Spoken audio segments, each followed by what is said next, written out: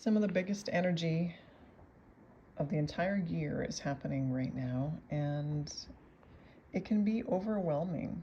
It can feel overwhelming for a lot of people. And it can also feel empowering. So when we learn how to deal with the overwhelm better, we can look back on these situations and see how we've improved and see how we've changed and see how we've grown.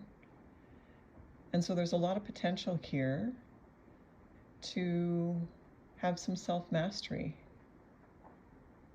if we're able to stay in the now. And that's where the sun is gloriously shining right now for us and telling us to stay in gate 20, which is called the now. And gate 20 is really all about presence in the moment. Not getting caught up in the pressure of the mind, because it always wants to jump in and fix or offer unsolicited or incorrect advice, instead of just sort of taking a step back and experiencing life within the body. This energy can tell when it's slipping into the lower expression of this energy, when it gets constantly caught up in the past or sometimes in the future, instead of working with what's in front of it right now.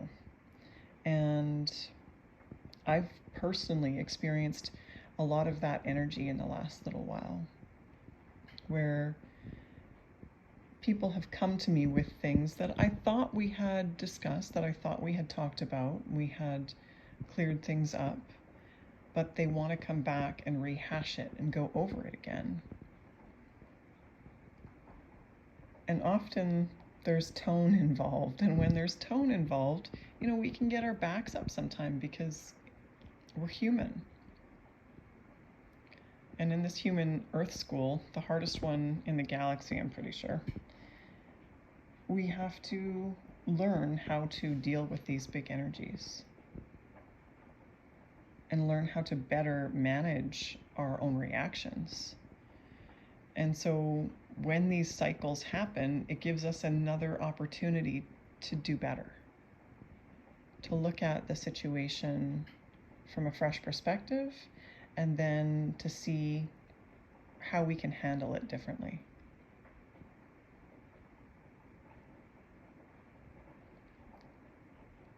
So instead of trying to force things on others, we just have to trust that the timing's right and that pieces are going to fall into place for our lives and for the lives of the people that we care about. I know I personally have been struggling too, looking at all my own flaws and all the flaws of the people closest to me. I've been sort of hyper-focused and seeing the reflection of those flaws in some family members. They're just right there like a mirror for me to look at in high definition, and it's almost like they're magnified. Maybe that has to do with Jupiter's magnification qualities, because Jupiter's cozied up to the sun right now. But I think those two bodies are giving us this opportunity to really look at ourselves and look at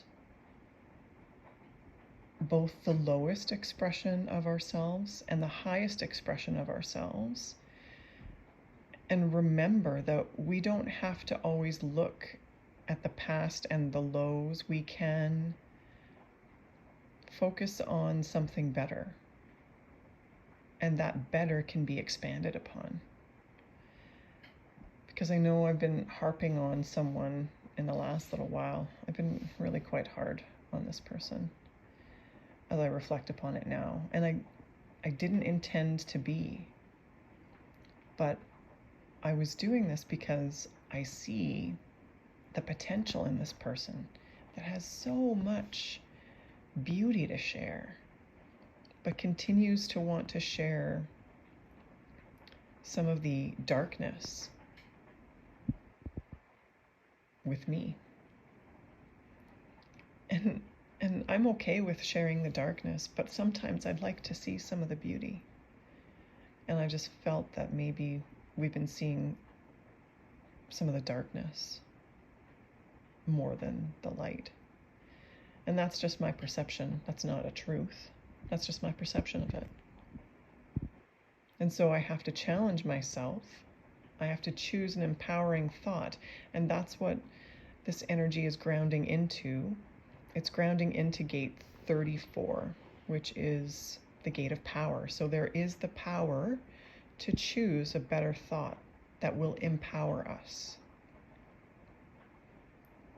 that will take us in a new direction. Or we can try and force and push and go down a path that really, we're looking for answers. We need to sort this out. It has to be fixed. Or we can just trust that it will be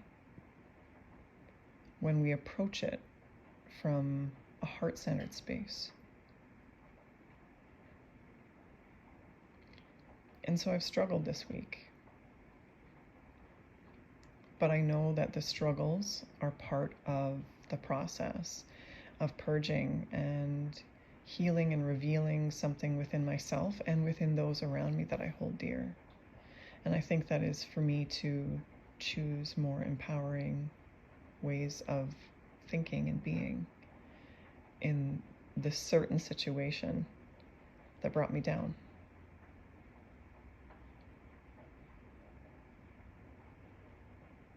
But when we go down, we can also come back up, especially for us emotional beings.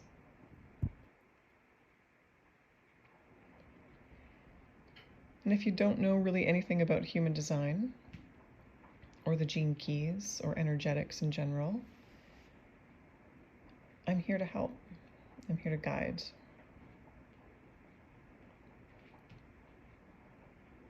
It's a beautiful tool to look at yourself and look at what's happening around you, and to give you a frame to work with, to understand yourself and others better. Because it's so healing when we do that. The highest expression of gate 34 is majesty. It's the state of being that shows up in the body when you're just invested in your art and in that moment, creating that art. Bruce Lee has this energy in his chart, and it's his main energy actually. And you can just see how effortless it almost seems for him to move in the way he does, which is mesmerizing and magical.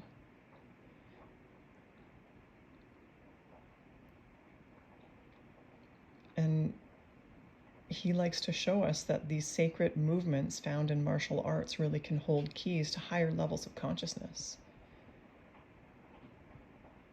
And that's really his message to the world. And wow, did he share it beautifully. And so that's what I like to do for my clients and the people that I guide. I love to show them what they're here to really master, and their strengths and their weaknesses, their light and their shadow, and to not be afraid of them, to use them as a strength so that they can pursue their own passions. And that's what this grounding energy of gate 34 is really all about, having the strength to pursue your passions in the right time with the right people.